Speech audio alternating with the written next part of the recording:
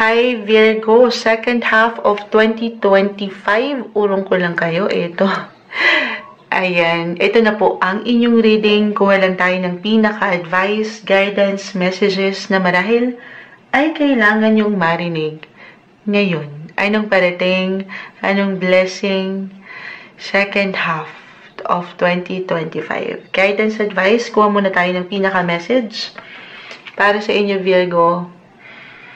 Remaining 6 months ng taon. Anong kailangan yung marinig po?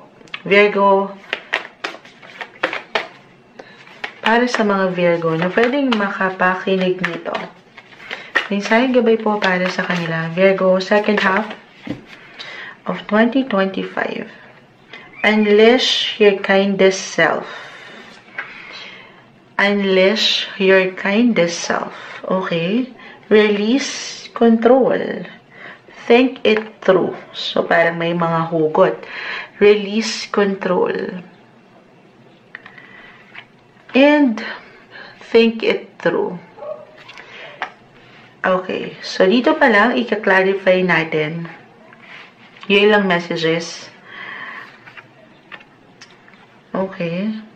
So, meron ba kayong ngayon pa lang kailangan pag-isipan, pagplanuhan, na in a way parang as a Virgo, hindi mawawala. One of the warrior kayo in the zodiac. So, go with the flow. Release nyo yung ilang control na ito. Release yung worries. Ang mahalaga, as think it through. Pag-isipan, pagplanuhan, very organized, very detailed-oriented naman kayo eh. So, this is something na unti-unti, kalmahan, ano naman yung plans na yan or goals nyo. Unless your kindest self. Be positive. Ayun. Puro positive na lang si Moonchild. Yes naman. Maya-maya mai-share ako sa inyo astrologically. Kasi ang ganda dito. Kumbaga, don't be too hard sa inyong sarili. Ha? Kalmahan. Yung ilang biggest goals nyo, hindi imposible na makamtan. Yes po. Especially, second half, sa mga natitirang buwang ito. Claim na ba natin yan? Oo. Ito na. Clarify natin to Virgo. Anong kailangan yung marinig? Bakit ito yung bumagsak? Guidance. Second half of 2025. Anong kailangan yung guidance na marinig? Anong parating? Anong blessing? Message po. 7 of Wands. Okay. Kala ko ibang deck eh. 7 of Wands. Ay pa tayo? Alam nyo, kababagsak lang nito. Pero humarap sa atin. The King of Pentacles, the Ten of Swords. Okay. Okay. King of Pentacles, the Knight of Cups. Ayusin lang natin. Knight and Knight. Knight of Pentacles, Nine of Wands.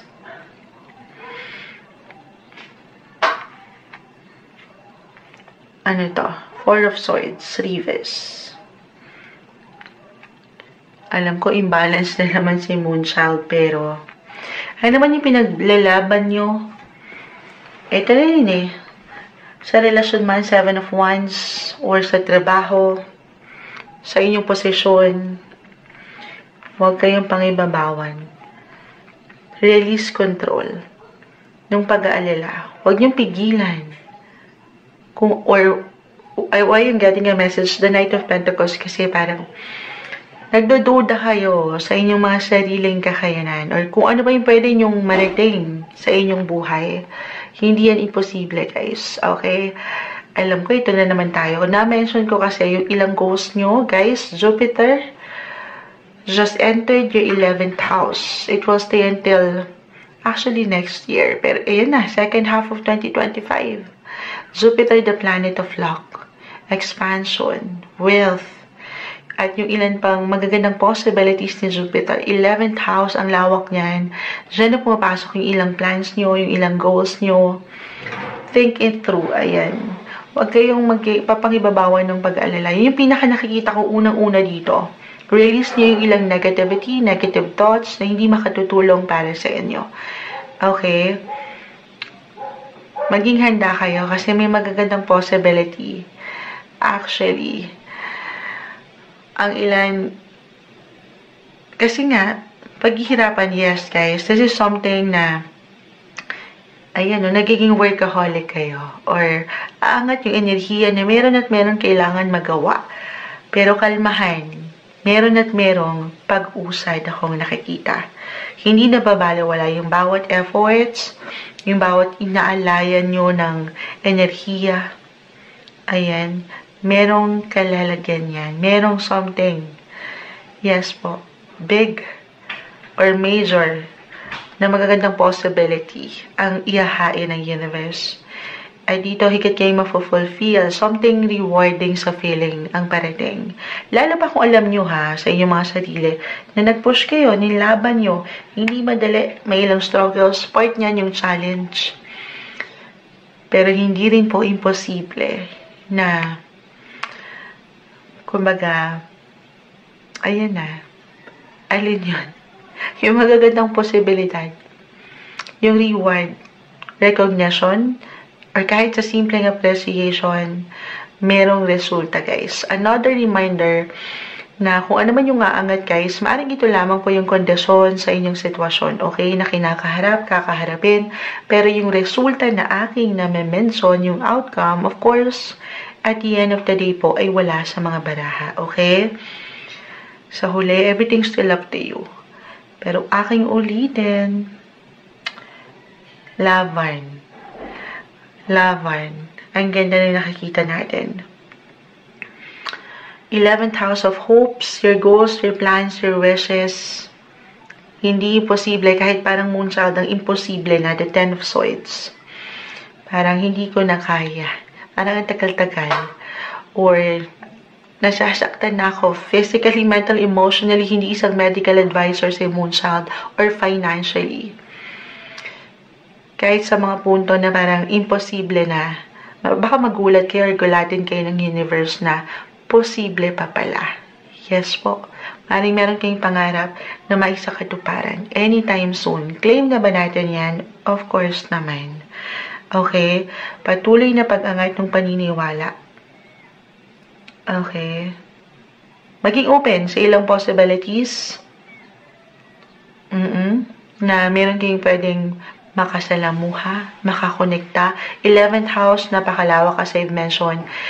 Connected din yan sa ilang taong malapit sa inyong puso. If ever, sa inyong mga social circle, circle of friends, kung meron kayong mga organizations, community, groups, maring merong pwedeng mag-ambag sa inyo. Hindi sa meron tayong hinihintay na something benefits, pero meron kayong mababaon dyan. Okay? Na siyang pwedeng makatulong para mag-step up kayo or mag-level up kayo sa relationship or pagdating sa inyong possession.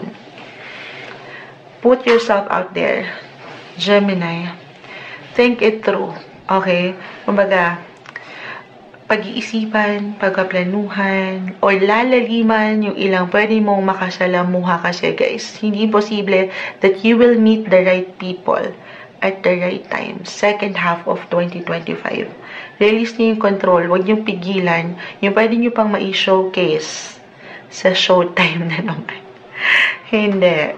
Ano ba yung mga, actually yung mga taong ito na pwedeng, kahit over the net guys, pwede nyo makasalamuha, pwede nyo makakonekta ngayon pa lang, meron ba? Pwede yung makatulong actually para ma-reach nyo again yung inyong mga highest potential, mapa-personal or professional. Okay? Ayan. Ano man yung goals nyo? Ano yung pinapangarap nyo? Ano yung madalas itinataas nyo sa mga tala? Hindi lang sa mga tala, pero sinasama nyo sa inyong mga dasal. Claim natin ngayon pa lang na hindi imposible na yan ay umangat. Yes po, sa mga susunod na buwan, kung magiging bukas lang kayo, i-release nyo yung limita or pag-iwan ng restrictions, Virgo, so pwede nyo pang marating, madiskubre, matutunan ang lawak. The Knight of Cups, when it comes to relationship, or King of Pentacles, Knight of Pentacles, pagdating sa trabaho, andito na. Be ready sa ilang possibility. Embrace yung new beginnings. Or why not? Ano yan?